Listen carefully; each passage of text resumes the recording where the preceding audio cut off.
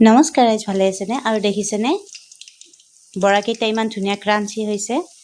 আৰু এনেকুৱা পদ্ধতিৰে আপোনালোকে বকফুলৰ বৰা বনাব, বহুত বেছি টেষ্টি হয়। তো বলক ভিডিঅ'টো ষ্টাৰ্ট কৰোঁ, ভিডিঅ'টো স্কিপ নকৰিব।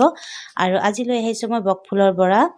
যিহেতুকে বকফুল খাই বহুতেই খায়, আৰু যদি বকফুলৰ বৰা নাখায় তেতিয়াহ'লে একবাৰ খাই চাব, বহুত বেছি টেষ্টি হয়। তো বকফুলৰ বৰা বনোৱাৰ আগতে প্ৰথমতে কিন্তু ইয়াৰ ভিতৰত এডাল ঠাৰি আছে, সেই ঠাৰিডাল পেলাই ল'ব লাগিব। যিহেতুকে এই ঠাৰিডাল থাকি গ'লে কিন্তু বৰা বনোৱাৰ পিছত তিতা হৈ যাব। তো সেইটোৰ কাৰণে গোটেইকেইটা ফুলৰে মই এনেকুৱাকৈ ঠাৰিকেইটা পেলাই লৈছোঁ। আৰু পেলাই ইয়াতে মই চাউল ভিজাই ৰাখিছিলোঁ আধা ঘণ্টা আগত। আৰু চাউলখিনি ভিজাই পিছত ফুলখিনি ভালদৰে ধুই ল'লোঁ। আৰু এইফালে মই চাউলখিনি মিক্সিতে বটি ল'লোঁ। আপোনালোকে পাতা হওক মিক্সি হওক যোনে য'ত ব্যৱহাৰ কৰে।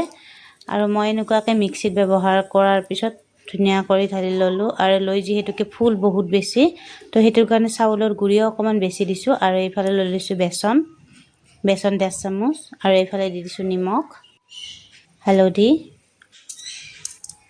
কালি জিৰা, ৰেড চিলি পাউডাৰ। আৰু দি এইখিনি মই ভালদৰে মিক্স কৰি ল'ম। আৰু যিহেতুকে শুকান হৈ গৈছে, তো ইয়াতে অকণমান পানী দিব লাগিব।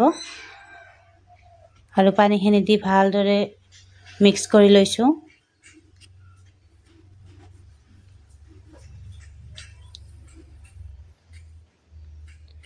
আৰু ভালদৰে মিক্স কৰাৰ পিছত যাতে বেছি পানী নহয়, একদম টাইটো নহয়, এনেকুৱা মিডিয়াম চাইজ হ'ব লাগিব। তাৰপিছত মই গোটেইকেইটা বকফুল এনেকুৱাকৈ দি ইপিঠি সিপিঠি লগাই লৈছোঁ, ভালদৰে যাতে লাগে।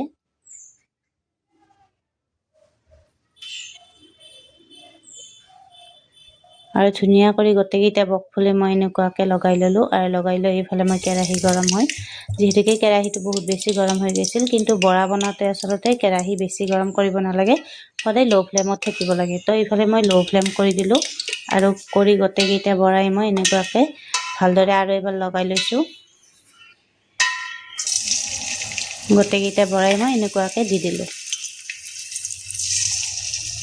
আৰু এইটো কিন্তু লাগি ধৰাৰ একবাৰেই চান্স নাথাকে, যদিহে আপোনালোকে ধুনীয়া কৰি বনায়।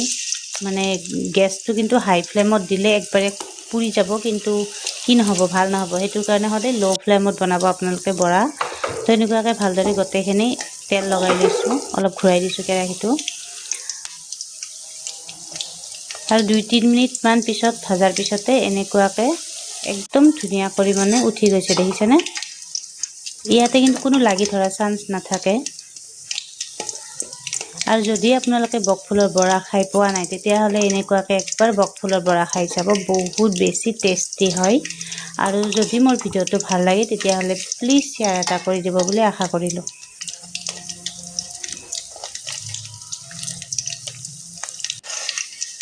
আৰু এনেকুৱাকৈ মই গোটেইকেইটা বৰাই ভাজি লৈছোঁ।